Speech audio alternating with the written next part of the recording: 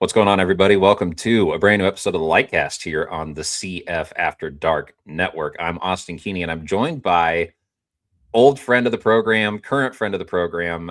You know what? It's basketball season, and we haven't had him on yet. So it's Matt's busy. This is the perfect night to have him. Dylan Coon, welcome back to the Litecast. How does it feel to be on your old stomping grounds, but kind of in your new stomping grounds? Yeah, it's a little strange. The Cyclone Fanatic right merger. I feel like Jake and I were kind of I'm still very much part of CF After Dark. I never really left to begin with, but also just being with Cyclone Fanatic with Let Him Cook. But this always does. It feels like home. This was for sure like my start in the Iowa State media, whatever you want to call it.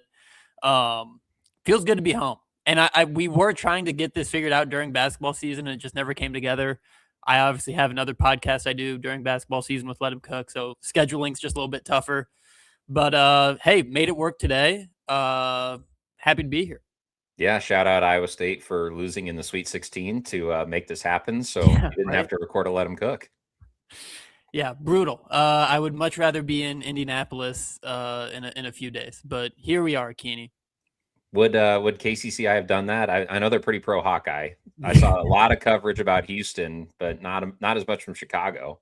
Hey, Reister and I, we were working our ass off. No, it's a bummer. I don't know about you, Keeney. When we get there on Thursday, Reister and I got to Chicago.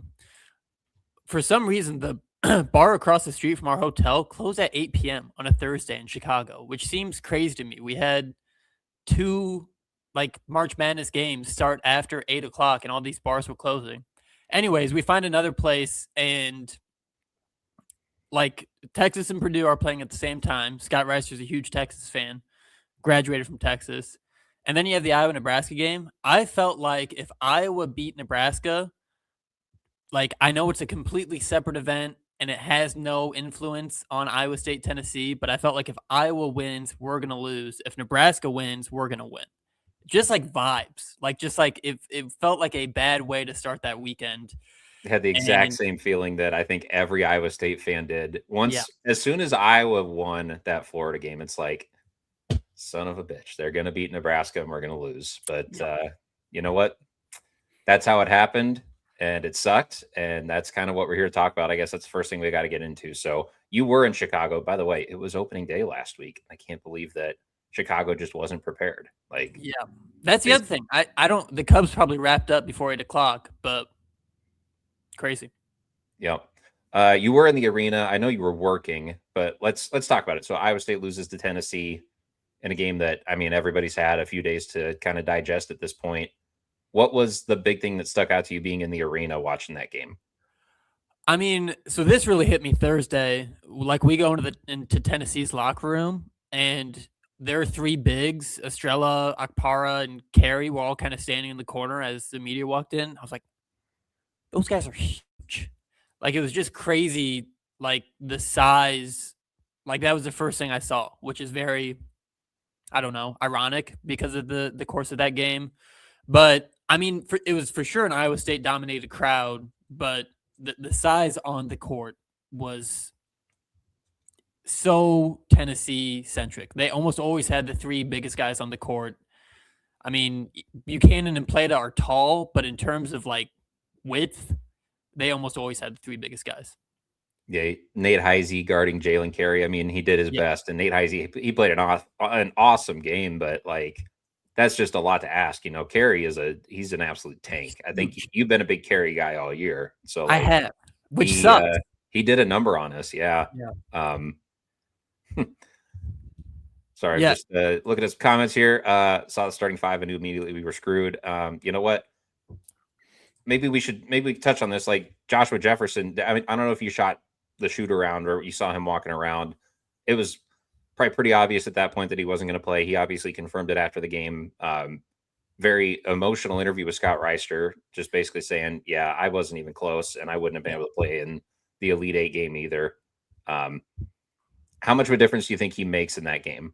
Well, I mean, I think it's huge, right? That's the other thing that sucks so much about that game is you're looking around and you're like, hey, our 6'9" All-American power forward, there's no way Tennessee, they're a great they're literally the number one offensive rebounding team in the country. But they don't out rebound Iowa State by 20 if Joshua Jefferson is out there. There's just no way you can.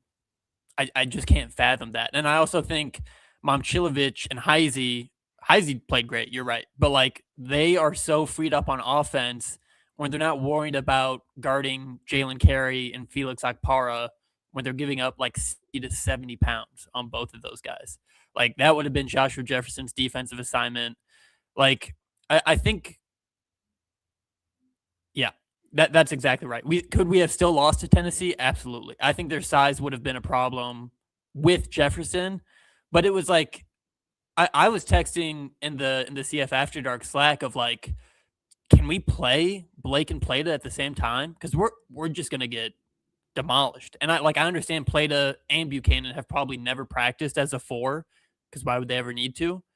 But it just felt like we were just getting bullied. I mean, it felt like we were playing guys that were 4 years older. Like we were all freshmen in high school and they were all seniors. It was just like, I don't know. It was discombobulating on how ridiculous it was on the glass. Right. And it's not just that Jefferson, like to your point, he's 6'9", but he's also like 250 pounds. Yeah. Like he's got the size that he could, bang with those guys on the boards and rebound, but he would have had like a foot speed advantage when you get those mismatches on him. Like, could he pull Carey away from the basket? Could he pull Akbar away from the basket and then drive around them and distribute from there? Maybe things look a little bit different. I mean, Iowa State didn't play a great game, couldn't make a free throw, couldn't force enough live ball turnovers to make the difference. I don't know, man. It just it sucks. It's a tough way for the season to end. Like I said, we've all had a few days to kind of take it in and think about it. I don't know. I really like Burf and Andy's question about like which one was the bigger what if to you, Dylan, as a Cyclone fan, 2014 with Niang or 26 with Jefferson? So like when that was posed, I agreed with like most of the chat of like, man, it feels like it's this year. But when you like, okay, let's say we do beat Tennessee. Now you're staring down the barrel of Michigan and Arizona. Those are most likely your next 2 games. And like even at full strength, I think we played, I mean, outside of the bench production against Arizona and Kansas City, we played a pretty close to perfect game against Arizona and we lost. And it would have taken 2 just about perfect games to get to the championship. And then you might be playing UConn, you might be playing Illinois. And that would also be, I mean, like we didn't want Illinois to be the 3 seed in our 2 seed bracket. Like I don't think any Iowa State fan we didn't want that again. Right. So run it back from a couple years ago.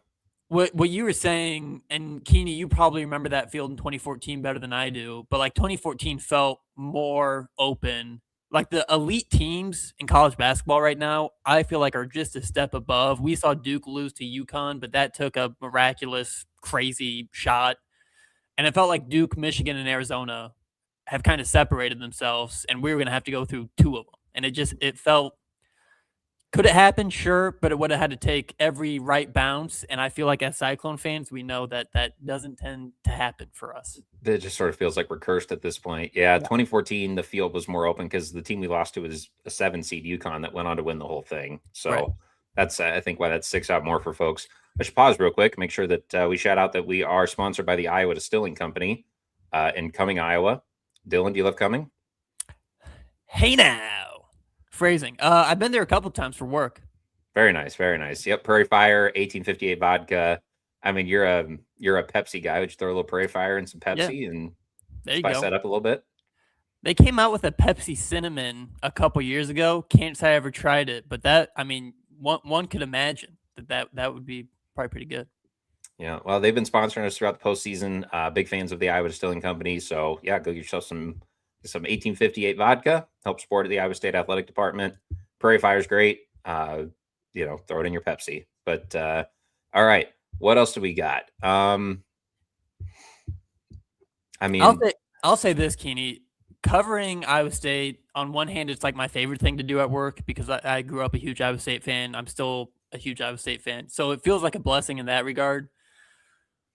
Oh, man, I don't think I've ever had the emotions of covering a game like I did post that Iowa State game. The next thing I was going to ask you is about like Tamin Lipsey, obviously. Yeah. I mean, there's there's a few guys, but like Tamin Lipsey's the big one. Cyclone career comes to a close in the Sweet 16. Nate Heise, great tournament to finish up his run. Jefferson, obviously, the heartbreak of the injury. That's it for him. I don't know, man. I guess what are you gonna like remember most about covering this senior class as they, move on? I think especially for Tamin Lipsey is like I've known of him for probably 8 years, and I've been covering him for 6, which feels, I mean, like every year I've been at KCCI, I've covered Tamin Lipsey. I covered him as a junior at Ames. I shot probably 3 or 4 of his high school games his senior year, including a state championship. And I was just so impressed by him when he was a senior at Ames. I like the way he conducted. It was before they introduced the shot clock, and he was just brutal. Like he would not. Ames would not take a shot until it was wide open, and they would make it. But like Tamin Lipsey would just conduct a perfect offense. If it took 10 seconds, it would take 10. If it needed to take 45 seconds, it would take 45. But he would wait until there was a wide open shot, whether it was him or a teammate, and they were just brutal. I mean, it was just like you couldn't get around it. But what worries me, and we've seen this before, is like a guy looks really good in Iowa high school basketball, and you get to the D1, especially the Big 12, and it's a Iowa different State's never had guys like that before, have they? Right, yeah. All of those guys have always panned out for Omaha us. Blue, Xavier Foster. Yeah. So I was a little timid, and it's not like he's a super great athlete. I mean, he's quick, but he's not explosive. And so I was like, I don't know if it'll translate. And then he's not supposed to start as a freshman. Long story short, that guy turns into an all-time Cyclone. I'm like breaks a shit ton of records, all-time wins leader, which is like a really impressive one to me.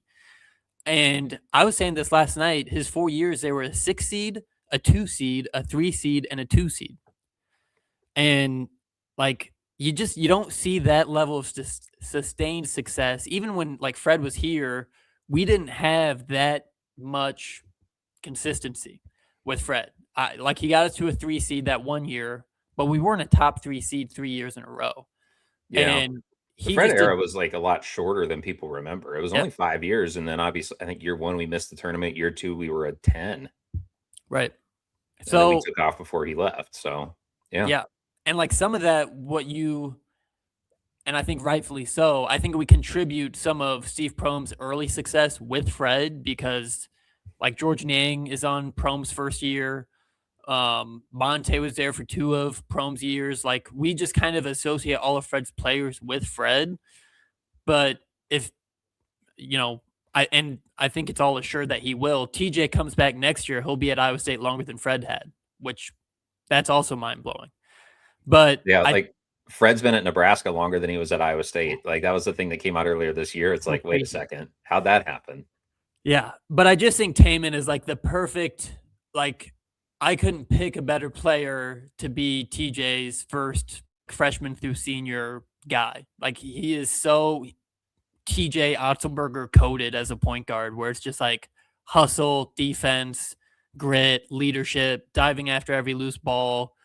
Like the kid's just incredible, and as much like he loves Ames the way Iowa State fans love Ames. Like he grew up as an Iowa State Cyclone, and I feel like you could just see that in every interview, in every game. Like he didn't take any of it for granted.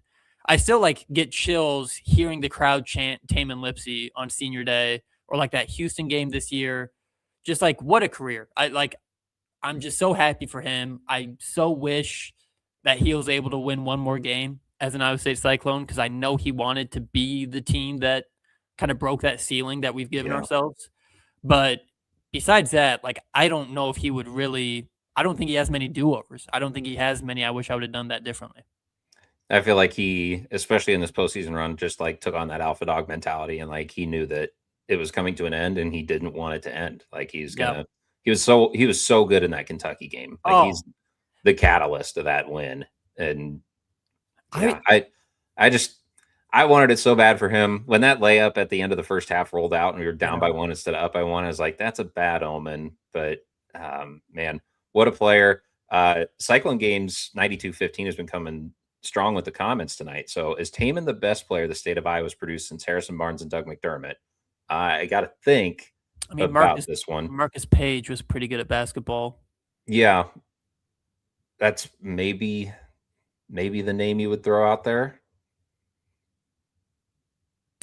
Yeah, I don't know. But I Get would into some of probably those, like, because not a lot of guys from Iowa came here for a while, so it'd be like a Wieskamp who made the NBA, but like he had a pretty he good didn't have. career. Like Peter Jock had a pretty good career at Iowa, Yeah, but like those guys are maybe I don't know. I don't know how to like say like they were more athletic guys and like maybe they were better like just skilled basketball players, but like Tamin, I felt like as a leader, as a defender, yeah, let's not forget the McCaffrey children. yeah. By the way, Dylan, can you tell me why the McCaffreys are supposed to be so happy about Iowa having a good run in the tournament? They're Penn Quakers. Oh, like you fired their dad, man. Like I don't Like know. the knives are out for Connor McCaffrey, and I get it because he's not a very likable guy, and like he averaged 4 points a game and played all the time for his dad, Yeah, and has been set up for success through nepotism and whatever. Like that's why he's in coaching now. But I mean, man, Iowa did fire his dad. yeah, Like he's not supposed to be like, hey, it's so awesome that the year after you fired my dad, we had a good run. yeah. I have no idea, and I think like as a funny side note, I think like the Caitlin Clark stuff, people being mad about that of her not tweeting about Iowa basketball. Didn't she tweet after the UConn game? Those are people that need like they need to get lives, you know. Yeah, Honestly, I'm just gonna say it. Like, if you're obsessing over what Caitlin Clark tweets about, like, go outside. You know, that's we had a rad. couple days of nice weather. Like, yeah. Thomas coming in here with a paid chat. We love that. Dylan, yeah. Ask TJ about Taman in a couple years. Is Taman gonna go play in Europe? Is he gonna play in the G League, or is he just like parking it right on the bench as a GA? I think for sure he'll get a chance at summer league. And as hard as that guy works, and as good as a locker room guy as he'd be, like Jamal Shed is still hanging on in Toronto. I think Tamin Lipsey, Fran Fraschilla, that was his comp all the time, was Jamal Shed. Like he this guy's gonna build the culture at Iowa State. He's gonna put his body on the line. Like Tamin's gonna get his shot in the NBA, and I think even if it doesn't pan out, he's gonna have a whole lot of success in Europe for 10 years probably. But yeah, he'd be a great coach. No doubt in my mind. Like he played like a coach. Like TJ said that all the time, is that like he had a coach out there on a court with his team at all times. You kind of feel like that's what the future says for him when Yeah. he's like in his 30s and maybe done playing in Europe or maybe he sticks on an NBA roster for a while. We'll see. I honestly Excuse like me. We'll Deontay see. We're Garrett. I yeah, we're think rooting will have for the him. But exact same career path as Deontay Garrett. Like he'll have a shot in the NBA, and then he'll make a bunch of money in Spain or Germany or Israel or Turkey, one of those, and he'll be fine. it's a good point from Levi here. Yeah. Health is definitely going to be a factor, and I mean he put his body on the line for Iowa State, so I don't know how much he's got left to give. Hopefully, I don't know, man. Do you feel like professional basketball in Europe is any less physical than like the Big 12? I don't know. I also, do you know how many games like a season they play? I can't imagine it's 82. I mean, there's literally not enough teams in a league for them to do that unless they just play everybody like 10 times. But Yeah, can't say I'm following the Euro leagues all that yeah, closely, to be me neither. honest. All right, another one from 9215. Who raised the standard more in their time at Iowa State, Niang or Ooh, Tamin Lipsey? I love this question. I think Lipsey, like he committed to a 2-22 Iowa State team. That's crazy. I don't know if I would have done like put yourself in his shoes. Like he was at a Team USA camp as a sophomore, has all this hype and potential around him, breaks his leg, and then has to commit to like a dead in the water team and stuck it out. And I mean, unless something crazy happens, like Iowa State is in a better part now, I think, than it was when Niang left. Maybe that's a hot take, but I think it's probably Lipsey. Just being from where he inherited the program to where he took it, like I think that's the difference. I think that's the answer too, because like George wasn't like the leader from day one, the Yeah, way that Taman was. Like, yeah, the program was ascending under Fred, but we also had like DeAndre Kane and Melvin Ed Jones. Edgem and Chris Babb as like upperclassmen.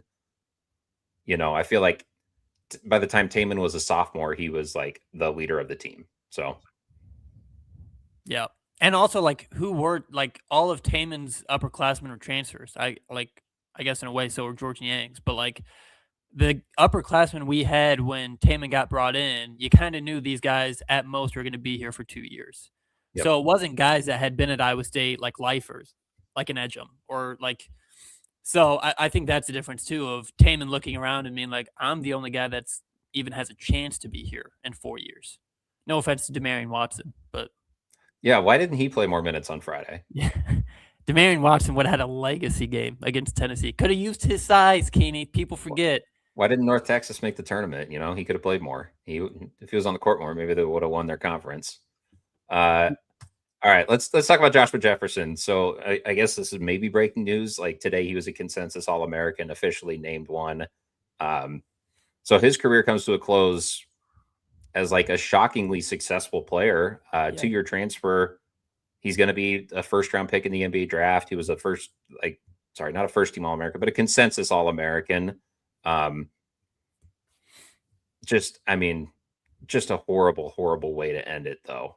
Like, obviously, he's going to be the what-if guy off of this team, but how are you going to remember him after these 2 years?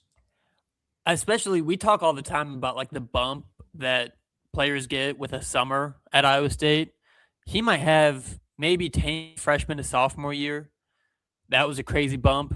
But from going to a really serviceable big man in the Big 12 last year, and you saw flashes of it last year, but the step he took this year, and Keeney, I'll say this, I was worried about this team, maybe not as much as like the national pundits, but you lose Keyshawn and Curtis, and you're looking around and you're like, hey, we're going to need like somebody to average 17, 18 points a game just because of the volume we're losing.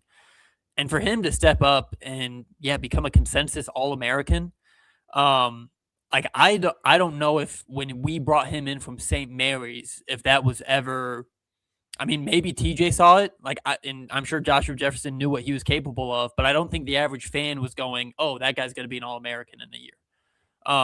Definitely not. Not even at the beginning of the year, you thought like, okay, this guy's going to be a good player. He might make an All Big 12 team as like an honorable mention guy, and Yep. he was damn near the best player in the conference this year. Not named Devanza, and I'm going to purposely omit Jaden Bradley from that conversation, even though he won the Player of the Year award. And I don't think Darren Peterson played enough games to qualify. So certainly not. Also, Joshua Jefferson did such a good job in the non-conference too. And just to be able to establish himself that early to where you knew he was going to be a steady hand once conference play rolled around, like that's really what catapulted. I think he's still probably second in KenPom Player of the Year rankings. And a lot of that has to do with like his games against, like in Vegas, he was incredible. Kind of a homecoming, like going back to his, Nevada, and man, he was just so solid early on. And you're like, where the hell? Like, it was just incredible. The leap he made to be a consensus All-American. I mean, the first All-American since Niang. I was shocked that Monte Morris, as good as his stats were his senior year, I really have no idea how he was not at least a third-team All-American. Stupid as hell. But, man, Jefferson really turned into something that I don't think a lot of people thought he would.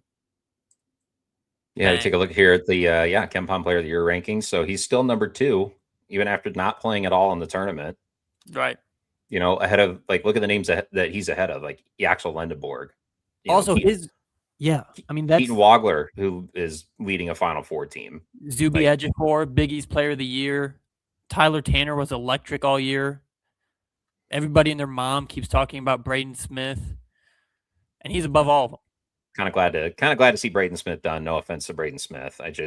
That Purdue team made me mad all year. Yeah. They also it felt like they kept getting worse throughout the year, and then it was like 2 seed, and you were like, yeah, won the Big Ten tournament, and then all of a sudden, vault them up the bracket. I'm thankful that Arizona did what they did to them to get them out of there. I guess we touch on Nate Heise real quick as a guy who maybe for like the first third of his Iowa State career, people are like, why do we even pick this guy up? And he turned into just like a cult hero. Yeah.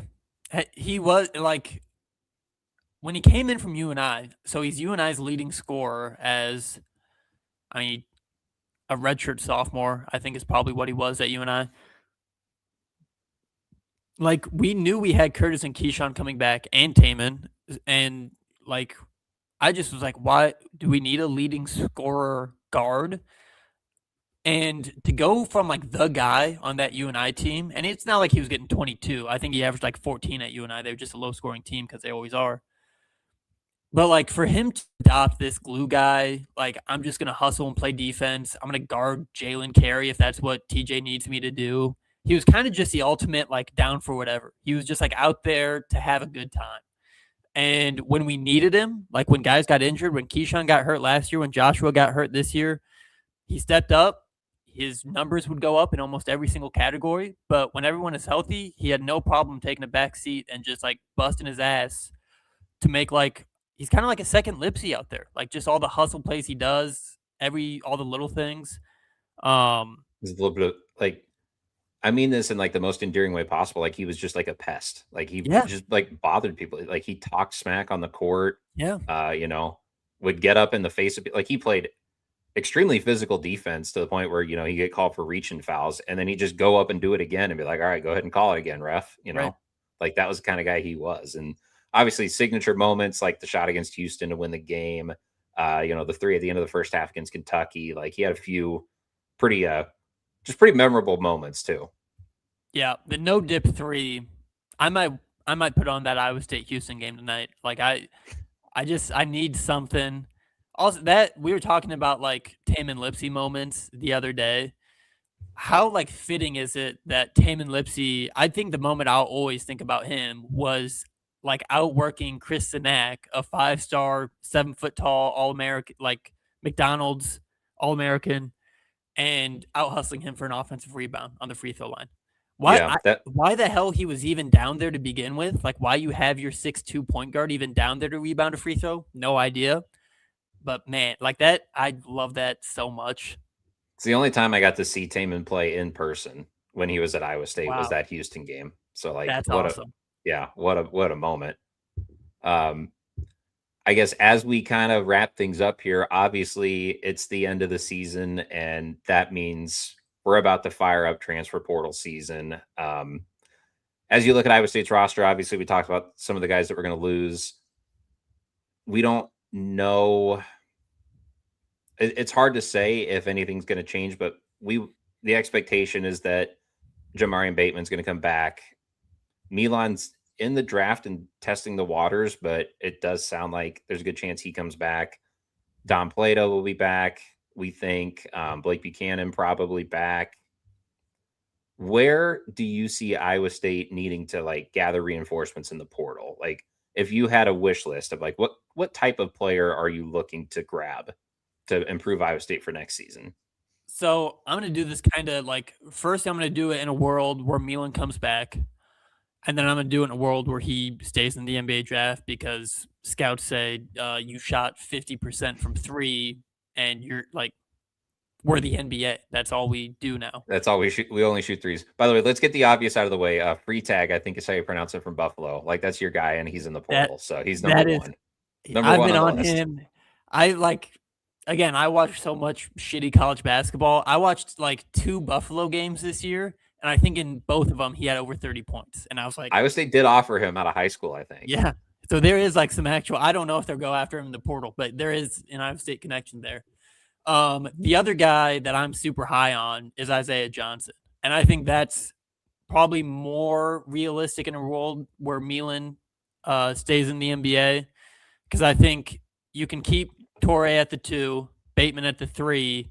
You need to find somebody as a 4 probably, and then Buchanan at the 5, and then have Isaiah Johnson. But like you would have Isaiah Johnson, a freshman at Colorado this year. And I know Colorado sucked as a team, and I feel bad for Tad Boyle. I was talking about this. It's like every year we play them, and I'm like, hey, man, if these like 3 guys develop together, I think they had like, you know, they'll be all right in a couple years. And then they all transfer, and it's like that sucks. But Isaiah Johnson, I think to me was a clear standout guy of like, hey, buddy, you're better than Colorado. Like, knowing what I just said, I was like, I think he looked around and was like, playing the Big 12 teams he was playing, and I was like, you would fit so much better on, take your pick: Iowa State, Arizona, Houston, Kansas, whoever. But I think just like a scoring dynamic guard that can get to the rim. I feel like that's like a Keyshawn Gilbert, maybe not the same size. He might be a little smaller than Keyshawn, 6'1", 170. But he can get 17 points a downhill. game. Yeah, I mean, he was filling it up. So he's probably my favorite guy in the portal right now. I was just, even after we played Colorado, I was like, we're going to, like, that's a guy in the handshake line where you're like, hey, Ames, Iowa, beautiful this time of year. So I'm big on him. But if Milan comes back, I feel like you got to play him at the 3. And I feel like if you're going to retain Torrey and Bateman, they almost both have to start. I mean, so then you don't really need a guard, or not an Isaiah Johnson. You could get a Heise type, like kind of a combo guard off the bench. But then you're really looking for a 4-man. I think Joshua Jefferson, that's the obvious kind of hole in the team right now. I think I'd be fine with Torrey being our starting point guard next year. I think he showed us enough this year. And again, like that bump they make from their freshman to sophomore year, it's a real thing. So, yeah. But I love the idea of like a Torrey, Bateman, Milan backcourt. Yeah. And then, you look for some front court reinforcements. Yep. So I don't know. And could we play Milan at the 4? I think it's matchup dependent. I think you could run that lineup for a while, but I don't think it can be your go-to. Like, you see what happens against Tennessee. I mean, not a lot of teams are built like Tennessee anymore in this day and age, but if you're going to run into it, you need some more depth in the front court for sure. We'll look back at the comments here real quick. Who's a bigger cult following, do you think? Nate Heise or Bob Jones? I think Bob Jones probably had the better arc. He always had kind of like a HBO character arc of like starting off of like, I would just like have to look away when Bob Jones went up for a layup the first year he got here. Cause I was like, there's like a 50% chance he somehow misses this. And then, by his senior year, it's like, hey, they're making a run. He's like a legitimately solid, like Big 12 big man, He's like kind of our go-to big guy. And so I don't know. I feel like Nate Heise was maybe a little more, you knew what you were getting the whole time. I think I'd probably lean Bob Jones, just because Bob Jones, like, again, like what he started as to what he ended up as was crazy. That's a good point. So this was kind of a big talking point after the Tennessee game, just Milan needing some more quote unquote memorable moments. I mean, he didn't play great in the Sweet 16 game, and that's kind of a pattern now. He hasn't played great in tournament games that we've lost, but I don't know how much you hold that one against him when literally all Tennessee was trying to do was deny him the ball. Yeah. Yeah. This game doesn't bother me so much. I will say I looked up, or a buddy of mine looked up his shooting splits from the Illinois game as a freshman, the Ole Miss game last year, and the Tennessee game this year. 4 for 25 from the field, Keeney. That's woof. That's brutal.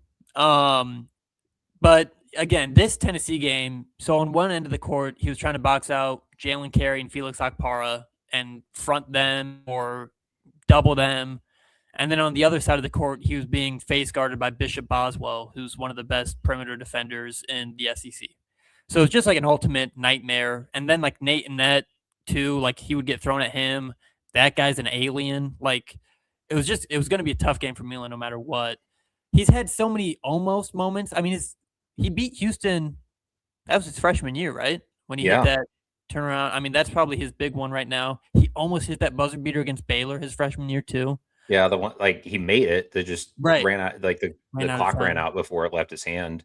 If only that could happen to Arizona once. I know. I think about the end of like the first half of the Arizona game in the Big 12 tournament and just those 3 threes that he hit. And then we ended up losing on a buzzer beater. It's like, man, that was his night. He was so good in that game. But what could have been? Yep. All right. Heise, the no dip shot against Houston. Do you have like a favorite made shot from an Iowa State player? I think it's the Naz Long, Oklahoma State. Phil Forte missed free throw. Kane up with that. I mean, that shot was cinema. The way Hilton reacted to that shot was. Were you a student? You had a. I was a student at that point. Yeah, that was because that the context behind that game is crazy. Like that was Melvin Edgem and DeAndre Kane senior day, and like Edgem fouled out, and we were down for pretty much the whole game, or like for most of the second half, and it's like we're really gonna lose on senior Yeah. day? Like what the Right. heck? And then I mean that was just pulled out of nowhere. That was also I think the day that we did the massive flop for Marcus Smart.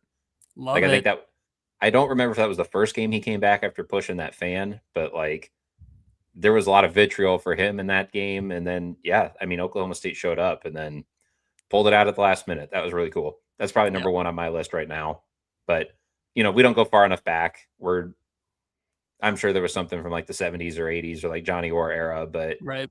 I think just individual shot, I think it's Naz. Nate will be Yep. up there though, because that Houston team had so much talent and they're like the new kid on the block who just wins all the time. So Right. to be able to beat them in that environment was really cool on Big Monday. All right. I have a little bit of a hot take here because, yeah, St. Mary's, I mean, this guy's probably going to Arizona State because he's Right. going to follow his coach, but I don't know if I'm necessarily thinking we need to go get like a 7-foot, 270-pound guy that just bangs around in the post. So it just doesn't fit what TJ wants to do. I know that if you need to, like, if you want to win at the highest level, like, look at Arizona and Michigan.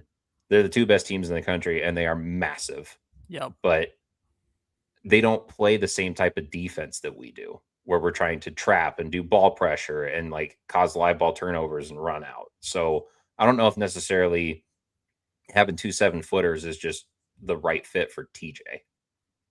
I think like in an ideal world, I really think like the best center that TJ could have is Jameel McKay. Like we kind of saw it with Hassan Ward. I mean, the same type of player. I think McKay is probably like a step above in that archetype of just like a springy, can run the court, lob threat, shot blocker. I mean, like McKay won conference defensive player of the year his junior year. So like I think a center like that, but then I think at the power forward, and like I'm not even holding this against Joshua Jefferson, but he was just so versatile. But I think like the guys that also shine are like we need a Brant Chatfield. We need a Robert Jones. We need like someone with girth. We need width. Like that's another thing that like Joshua Jefferson had that, but he was also doing a million other things all the time. You kind of just need some guy to get in there and muck it up, move guys around. And Jefferson was literally orchestrating the offense. He was shooting the three. Like he was just a wizard. And I think like at that 4 spot is where you get like a junkyard dog or like your backup big. Like Plata is very similarly built to Blake Buchanan. There's like you're kind of like Blake Buchanan goes off and you kind of get another very similarly, and maybe Plata adds some more to his game. I think he's probably got a ceiling we haven't seen yet. He's first year at Iowa State, but I think we need that's kind of the other like roster construction thing is like I want a big guy who can move people around and just muck it up. Yeah, like I don't want to go spend $2 million on a 7-footer from St. Mary's who's just not gonna, you know, it just he won't play like 30 minutes a game in TJ's system, a guy Yeah, like that. So yeah, that's more of a round around the edges, pick up a backup big. Like I don't know what Eric Mulder was supposed to be, but right. I mean, wingspan for days and Sure. 100% 3-point shooter. But Yep. I don't know. People forget best People do 3-point forget shooter on that. the team. Yeah, statistically. All right. Let's maybe. I mean, do you have anything else on Iowa State?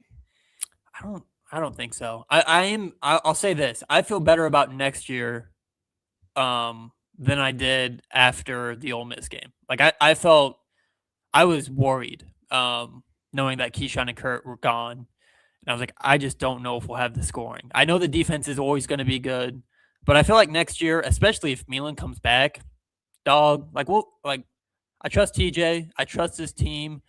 I really hope Kyle Green stays, but I think TJ has kind of proven like a 5 seed is at the floor, maybe a 6 seed. I don't know. Like I think he's given us like we owe him grace to be like, dog, you got it. There's until proven Trust otherwise, the we trust process. you. You would say. Yeah, yeah. Too soon. Too soon. All right. let's talk about the Final Four. Let's get into the tournament that is still happening. You touched on it a little bit, just the absolute miracle of UConn knocking out Duke, and now Crazy. we've got kind of a weird Final Four here. We've got Yeah. one game that feels like the true championship game, Right. which is Michigan and Arizona, and then UConn and Illinois, who have both like acquitted themselves really well in the tournament. But I'm not sure if you're like looking at either of those teams and saying, yeah, they were definitely the best team this year. If either of them win, it'd be kind of a weird outcome. So I but kind of the obvious Michigan, Arizona. I mean, we're Big 12 guys too, so that's kind of the priority. That's the game that people want to watch. But what are you kind of looking at here? How do you handicap this? Yeah, I think you're exactly right. Like the Arizona Michigan game could be an all timer. Like those two teams, I think, especially with Duke out of the picture now, are far and away the two best teams left. And like that front court matchup is so intriguing. Like you have Krivas and Mara, you have Lenderborg, and he's gonna see bits of Awaka. He's gonna see Koa Pete. I think Arizona probably gets the edge in the guard department with Bradley and Burries. I don't know. Again, I'm pulling for Arizona. I just like something about Michigan rubs me the wrong way, and maybe I don't know how you feel about them, Keeney. The like part that like I was like, what are we doing? Lendenborg was just letting the ball roll up the court literally for no reason against Tennessee, and he just refused to pick it up for like 10 seconds. They're up 20. This is in the second half. And he ends up turning it over, and Gillespie just yams on it on the other end. And I was like, you dork. Like, there's something about Michigan that rubs me the wrong way. So I'm going to be pulling for Arizona as much as they've been a pain in our side the last 2 years. I think Arizona far and away is the most man. The other part about this, Keeney, is all four teams seem unlikable to me. That's Really, all four. Am I wrong there? Who do you like out of this? I don't know if I like any of the coaches left either. I kind of like. I think Tommy Lloyd seems like a cool dude. Like he just seems like he gets it. Yeah. So I guess I'm a Tommy Lloyd guy. I don't know if I would call this Arizona team likable, They're but just a wagon. Every time I watch them, I'm like, dog, they're just so much better than everybody. It's just ridiculous. they're extremely ethical hoopers is how I would Yeah. describe them. Like we don't shoot threes, we just beat the hell out of you, and we do it at the rim. Yeah. I And don't know, then man. UConn, that game was crazy. That like I don't Keeney, I think as a kid, when I watched March Madness, I was like, I just liked buzzer beaters and like the like just crazy stuff. And I'm just like, I sit there and I just dissect. I'm like, how did that like, what was Caden Boozer doing? What are we? There's 10 seconds left. They're literally trying to foul you. There's no pressure to even get the ball across half court. If you get a 10-second violation, UConn's going to get the ball with like 0.6 seconds. So there's really even no rush to get it across half court. And he just throws it into two guys. And then Isaiah Evans doesn't even show his hand on the it was just like a total what the hell. And like the Florida Iowa game was like that. The Iowa Nebraska game had like I feel like I just poke holes in the madness of coming down to like what was that player thinking? What was that coach thinking? I don't know if I'm getting too like pessimistic about the tournament, but instead of just enjoying the chaos, I just always like go back and double guess like what was the goal? What were we trying to do? I think about how much time like we would practice, running a full court press and trying to break a full court press. And I'm like, nobody can do it. St. Right. John's almost made it to the Final Four just by pressing people. Like, Yeah. It's weird that college teams have such a hard time breaking a press. And like Florida looked like they had never pressed a team in their lives when they tried to put that press on Iowa when they're up 2. I don't know why they're pressing in the first place, but it was probably the worst executed press I'd ever seen. Yeah, I mean that was the easiest 3-on-2 for a wide open three you've ever seen. Right. It looked like a basketball drill. It was it's madness. There's some coaching decisions and player decisions that have just been otherworldly to me. We haven't talked enough on mic about this, but I think of the 4 teams, I have to assume that Illinois is the team you like the least, right? Yeah, I hate Brad Underwood. They're all offense and no defense, and every player on that team's last name besides Wagler ends in a VIC. We got a So bunch of itches out there, yeah, Stojakovic, Merkovich. pass. So I don't know, maybe for the uninitiated, like what is it about this that rubs you the wrong way? So I was talking Ricer and I think Ricer was just trying to cheer me up, but he was like, Jefferson, like he's gonna have a good NBA career. And I was like, I threw out a name. I said, I think he'll kind of be like Kyle Anderson. I think he'll be a 10, 11-year guy. He's never gonna maybe I'm wrong. I was wrong about Halliburton, but I don't see Jefferson like lighting the NBA on fire. But I'll say this: if his name was Joshua Jeffersonovich from Lithuania, and he Top had the five pick, exact same man. skill set, I feel like every scout in the NBA would be like mouth watering over like his size and his skill. So, like, I think that's kind of it. I know it starts, and you know this too. It starts with the Luka Doncic and Trae Young thing, and that just Is that soured really me. is that the beginning of it though? Like the I guys really that came think so. before Luca, you didn't have Like, any. I mean, I was kind of too young for like Peja Stojakovic. I was definitely too young for Drazen Petrovic, who was kind of the first one. Nowitzki's not Eastern European, but I never hated Dirk. I don't know. Doncic for sure was the first one where I was like, screw this guy. Like this guy, this guy sucks. Like he doesn't play defense. I don't even think. And like Jokic rubs me the wrong way too. It kind of looks like he doesn't give a shit about the NBA sometimes, and he just wants to like go back to Europe and race horses. And like I miss when like Dennis Rodman was like a superstar. Michael Jordan was a superstar. Like I love the NBA era where it's like we're gonna date Kardashians, we're gonna like be on top of like tabloid magazines, we're gonna have a shit ton of money, and we're gonna put up 30 points a game and dunk on everybody. Like that's peak NBA to me, and that is like the opposite of what this new wave of Eastern European NBA is. So it started with Doncic, Yeah, I who, don't by know. the way, We not don't as need to good litigate that right now, do we? as Washington Wizards Trae Young. He's gonna put the Wizards on the map, Keeney. They're gonna make an Eastern Conference Finals. You wait. Okay, with Anthony Davis, Yeah, they're the gonna make a run. the centerpiece of the Luca trade, Anthony Yep. Davis, man. Uh, do you just want to do the NBA stuff now? Like, Sure. Let's get into it. okay, I mean, how connected are you to the league this year with the playoffs starting in a couple weeks? Like, is there anything that's standing out to you? Especially with Halliburton being out. I mean, I watched the NBA playoffs probably closer last year, and I don't know how. I mean, maybe literally since like middle school. But with Halliburton out, I have not paid barely any attention. The Brooklyn Nets are abysmal, Keeney. I know The tanking is Brooklyn like what they're Nets. trying to do, but God, it's tough out here. I still follow so many like Brooklyn Nets Twitter accounts. It is not a fun time over there. The one and They're only not Nets fan in even. Iowa here. You're down bad a little bit. Yeah, it's brutal. So you're okay, you're still a Nets fan, even though like Kyrie and Kevin Durant aren't on the team anymore.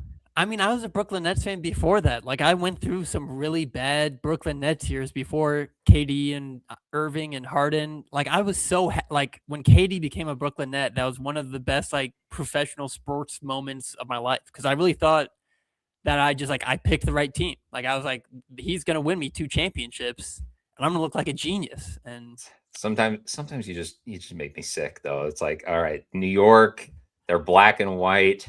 They're it's nobody awesome. cares. Jay-Z bought them. They had so much hype. And also I was like 12 or 13 when I picked this team. But like they're moving to Brooklyn, the Barclay Center. Jay-Z's an owner. They have this super clean, like black and white look. Those are my two favorite colors, like for jersey combo. I was like, this team rocks. And no, it didn't quite work out. I was also a huge Kevin Garnett fan. So when he went over in that trade, but didn't quite work out. All right, I got to tell you then, as we're kind of doing some NBA stuff, like I'm back in on the Mavs. Like I'm not watching them, but like I'm still going to be a Mavs guy. Sure. Cooper Flag Gross. he just does it for me. Like Okay. I love Cooper Flag. I think he's Yeah. awesome. So as much as as upset as I was with the trade and how I wanted to disown them, like they brought me back in by getting Cooper Flag. It So was it was really funny to watch in real time, like you grapple with do I have to cheer for the LeBron and the Lakers now? Like it goes against everything you stood I for. can't do it. I can't. Yeah. I tried it. I put a future on the Lakers last year. It flamed out. I was pissed. I'm like, I just can't do it. I Yeah. can't. So I wish Luka all the individual success in the world. And then as soon as LeBron retires, hopefully this offseason, then I can like be okay with the Lakers winning something. Sure. Which they never will, because that guy, I don't think he could defend me right now, Keeney. LeBron, I agree. He's old. He's washed. And the 300-pound Slovenian at shooting guard. You mean the guy that's leading the league in scoring? Like Sure. that guy. Sure. Okay. Brooklyn Nets minute. I mean, it's America's favorite segment. I don't know if the Cyclone Fanatic people are like fully prepared or know. Yeah. Like let's just talk about the Brooklyn Nets for a minute. I mean, because that's kind of what we do. That's the segment. But and then Stormy has a comment here that we will definitely get into because this ties in. I promise people. So Brooklyn. First off, we were talking about it a little bit this morning, like how much people make. And I asked you, do you want to know how much money Michael Porter Jr. is making? And you said no. So, like, are we saying year by year, like the contract he signed? Like, how much of the Nets going to pay Michael Porter Jr. for the duration of his contract? Oh, God. I'm going to guess, like, hey, 24-7. I would guess it's just an incredible basketball team and roster to look at. Like, this is a professional basketball team. Oh, it's so bad. The other thing we were talking about is they drafted, I don't know why. And honestly, what they should have done, Keeney, they drafted 5 guys in the first round last year. All of them suck. If you would have just packaged that and got one lottery pick for this year's draft, that would have been a million times better than what they got in the aggregate. Yegor Demon, he just doesn't do it for you. Oh my God. Who's the other guard that can't shoot? We had 2. Oh, Troy, the kid from France. Oh, I don't know, man. I also just don't understand the NBA anymore. I feel like it's broken and it needs to be fixed somehow. Like we need to turn it off and turn it back on again. That's the other thing we were talking about this morning is just like how cool the NBA was 15 years ago. Like just how many dudes and everybody was just dunking on each other. And it wasn't this analytic nightmare of yuck. But I'm going to guess Michael Porter's getting like a 4-year, $180 million contract. But okay, I wasn't planning on looking this up, but let's just see. Michael Porter Jr. Spot track. Let's see. What is that? It's like 45 a year. Let me switch the screen share real quick. Also, this is gonna be like an awesome reveal for you, actually. Like in real time, you're gonna see the number. Ready? Yep. I can't see it. I'm too blind. You can't see it? Oh my God. 5 for 180. Yo. Okay. So we were doing this morning and I was like, Keeney, this might be my best talent. I was a year short, but I got the money. If they did prices right for NBA contracts, like I think you'd be walking out like winning the showcase. This is insane. I truly think this is like my hidden talent. I never knew I had this until this year. And I'm terrible with numbers. Like math is the only thing I'm bad at, like in school. Wow. Anyway, the answer is it looks like $79 million is what the Brooklyn Nets are going to pay Michael Porter Jr. before he's a free agent again. Oh, that's terrible. Oh, that's yeah. How do you feel about Michael Porter Jr.? Like bad. It's just bad. Do you separate the art from the artist with him? Are you listening to his podcast on the regular? I need these as far away from Michael Porter Jr. as physically possible, or he's gonna get Jaden Ivey'd. Like if he was averaging like 10 and 3 instead of 24 and 7, no doubt in my mind that Brooklyn would have just been like, hey, we're just gonna like disassociate with you and kind of push you away because we think you're crazy and you're not good enough at basketball to overlook that, like Kyrie Irving or like Ben Simmons when he was going through like an identity crisis. So we're just going to get rid of you and act like it never happened. Yeah, not a big MPJ guy. I'm not sure there's a player on Brooklyn right now that I'm like Love They're that guy. like they're like performance art disguised as a basketball team. Like Yeah. Cam Thomas, I think he was your guy. He's gone. Right. All right, And let's. what did we get for Cam Thomas, Keeney? I don't Nothing. know. I don't know. Waived Uh, him. all right, let's talk about the future of the Brooklyn Nets then, because I mean this ties into college basketball, it ties into the draft. So let's just say in a hypothetical world, the Brooklyn Nets win the draft lottery, and the GM of the Nets calls Dylan because like I need some advice on what to do with this pick. As he should. Who like who what are you telling the GM when he says, Dylan, I need some help. I need to know who we got to pick. And like the top two guys are Big 12 guys, you're a Big 12 guy. Who should we pick first? I think the other thing too is like we don't have to worry about fit at all because whoever we take hopefully is not going to play with any of the guys on the team long term. So it's like you just take the best player with the number one pick. Keeney, from what I've seen, and especially the noise around Darren Peterson about halfway through the season, they beat a really good mate. Did they beat Houston? I think they did. Because the whole like kind of college basketball, like the Seth Greenbergs, the Jay Williams, like all of these kind of ESPN pundit guys were like starting to kind of turn on Peterson and being like, "Hey, enough's enough. Like this is bad for college basketball. We're gonna call it what it is." And then he had a really good game against a really good team. I think it was Houston, and all that chatter kind of went away. Keeney, I've seen enough of that guy to be like, that is not who you want to bring in. That's not the guy you want on the billboards in Brooklyn of being like, this is our guy, face of the franchise. Like, especially in the NBA, like if you think he was getting machine gun like to the thigh with a 30 game college season. And people are like, oh, but look at his high school tape. I'm like, I don't give a shit about like, it just felt to me like he did not care about college basketball. He did not care about Kansas. He was really only worried about his future. But you get these guys to the NBA and nothing changes. That's why I think Debanza, like he was down for whatever at BYU.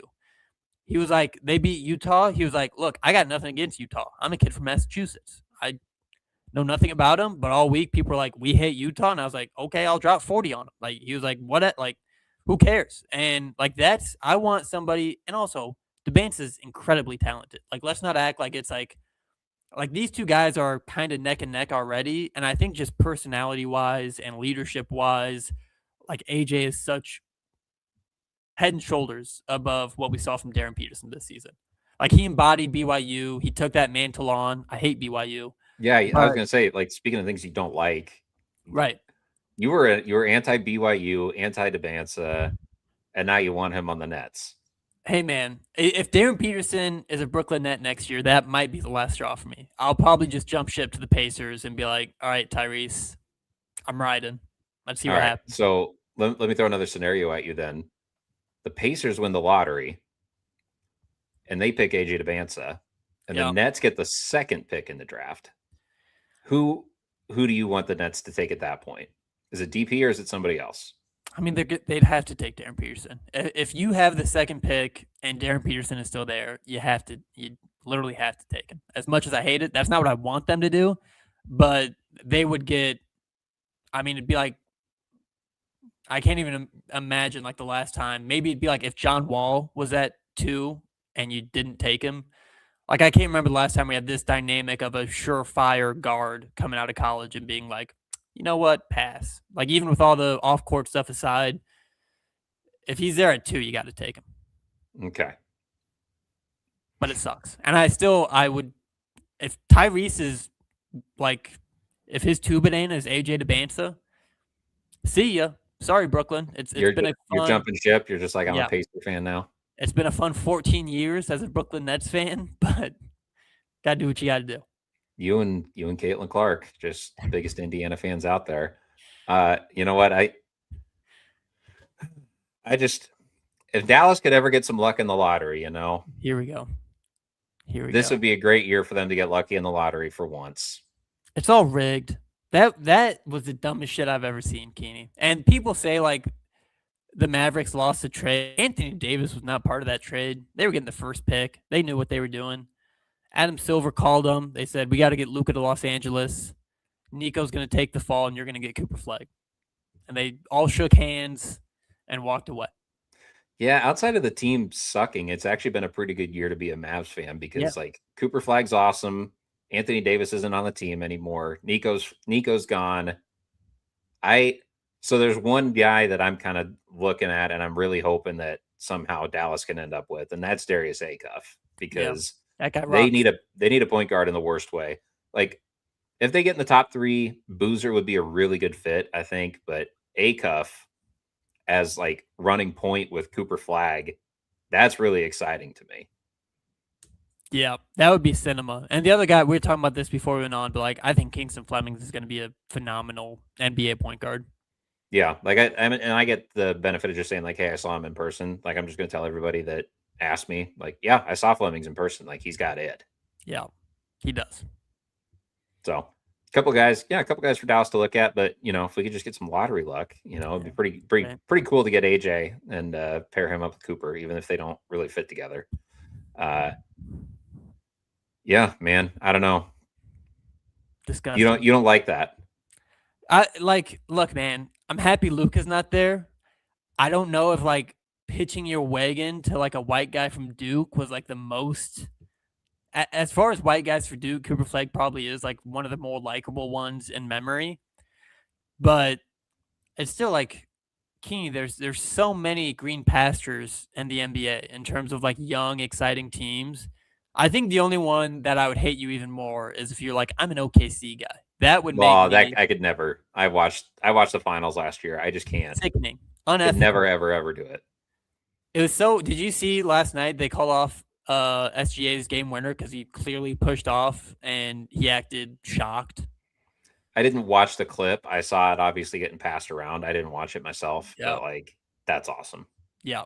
They still won in overtime. They're probably going to win another championship, but it sucks. And like we're like that Kevin Durant, Russell Westbrook, James Harden, Thabo Sefolosha, Serge Ibaka, that team was awesome. That team rocked. And for this team to have the success that it felt like that team deserved, that's like another. They look the same. Like the uniforms are still the same. They still do like those blue outs. Like everyone is wearing that stupid blue playoff T-shirt in Oklahoma City. But it's not the same. Yeah. Yeah. I mean, if we're talking about like how cool the NBA used to be, like I got to tell you, the 2015 and 2016 Warriors, like with Harrison Barnes in the Kevin Durant spot, coolest basketball team of all time. I mean, I loved watching those teams, and like I got into it because obviously, like Barnes, okay, he's from Ames, that's cool. Oh, and by the way, he's on the best team in the league, and they rock, and they play the best kind of basketball possible, and and then I think I got Kevin Durant in there instead, won a couple more titles, and it's like, all right, it's kind of played out now. Yeah, it took me a while to come around to the Kevin Durant Warriors because it was such a snake move by KD. But if you were able to look past that and just watch like how incredible those teams were, especially when they ran the death lineup, Keeney, like that really is some of the most beautiful, purest version of basketball I've ever watched and probably ever will. Like I don't know how much more of a perfect team you can get with like Steph, Clay, Iguodala, Thompson, Durant. Yeah, like I have really fond memories of like being a senior in college the year they went 73-9, and like they were on TV all the time. So hey, it's Wednesday night, and it's the Warriors against the Clippers on ESPN, and then I'm at we're at Welchap Station just like having pints and watching the basketball game. Like I got fond memories of that. When was the last time you watched like Blake Griffin YouTube NBA highlights? Never. You have to do that. I'm like Blake Griffin Oklahoma highlights are really cool. Bro, like college when he just like yammed on everybody. That's literally all his highlights are on the NBA. It's like before his knees got bad and he is just like punching it on guys, like just like ungodly dunks. Yeah.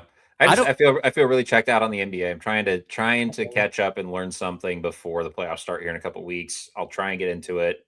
This is another thing that I know makes you mad, Dylan. I'm going to be probably watching more hockey playoffs and NBA playoffs this year. Yeah, it's gross. I can't do that. I will watch the NBA playoffs. I always do. I think if I had to adopt a team, probably the Pistons is who I'm leaning towards. The Spurs are fun, but again, I don't know if I can be like The a French Wemby guy, guy. Yeah, I don't know if I can do it. So another the Euro. right, the Pistons got Cade Cunningham, Big 12 guy, uh, and Jalen Duren. Isaiah Stewart might punch somebody in the face. One of the Thompson twins.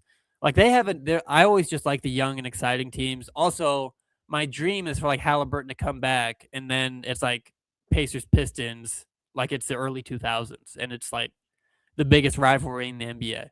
That's what I want to happen. How are the Hawks doing? How's Trae Young gonna? What kind of run is he gonna have this year with the You mean Hawks? for my Washington Wizards? We will. We sure will. I will miss the comments about Dom Nelson. I know that for a fact. Yeah. If there's one thing about Dom Nelson I'll miss, it's the comments. Yeah, I think the Wizards are in a great spot. Your boy Trae Young, AD, probably the best pick and roll since I mean maybe Stockton and Malone. Like, I don't know. I was just thinking about how Dallas had how they drafted Luca and Jalen Brunson and let them both out Both the door. leave. Just makes me sick, man. Like I don't And know. they literally got I mean they kind of got nothing for Doncic, but they literally got nothing for Brunson. Right? They got. I mean, they got nothing from both of them, and it makes me sick, man. It's So gross. I don't know. Hey, we're kind of hitting time here, but I don't know. Is there anything basketball related we haven't talked about yet? I don't think so, man. Stormy, we are showing our age. Like we're nostalgic for the NBA in like 2015. Yeah. I will say, I was just talking to a coworker at KCCI, and he was like, "You're too young to know the name George McGinnis." And I was like, "Oh, I know. I am familiar with George McGinnis because the sicko that I am, I always built my 2K NBA 2K My Player to be a mix of Dennis Rodman and George McGinnis. So he'd be like 6'8", 270 with like 99 in rebounding and like a 95 in block. And that's the only guy I ever made on 2K. And his name was Dennis McGinnis. So Yeah, man. I know about like the old NBA just because my dad like would make me watch Jordan games, and I love like learning about Magic and Larry and Dr. J. I had a Dr. J poster in my dorm room at Iowa State. So I love every era of the NBA, but yeah, I mean I wasn't watching any of those guys. All right, Dylan. I think then we'll just kind of call it quits here. But this was a lot of fun. Obviously, you're welcome anytime as we hit the summer months. You know, we'll be doing some more fun stuff. Definitely some basketball talk, portal, all that good stuff. Yeah. Any parting shots before I let you go, and then we wrap this thing up. I love Tamin Lipsey. I love Joshua Jefferson. I think we'll be, just as good and hopefully better next year. All right, I'm gonna say bear down. I really hope Arizona wins the championship this weekend. I think it'd be Yep. great for the Big 12, and they're clearly the best team. So I just want to see them get over the finish line. Yep. All right. Thank you all for watching, by the way. Great views tonight. Great comments. And yeah, look forward to talking to y'all on the next Litecast. Follow us on CF After Dark, all our good stuff. Iowa Distilling Company. Get down to coming. Have yourself some good spirits. And see you all later.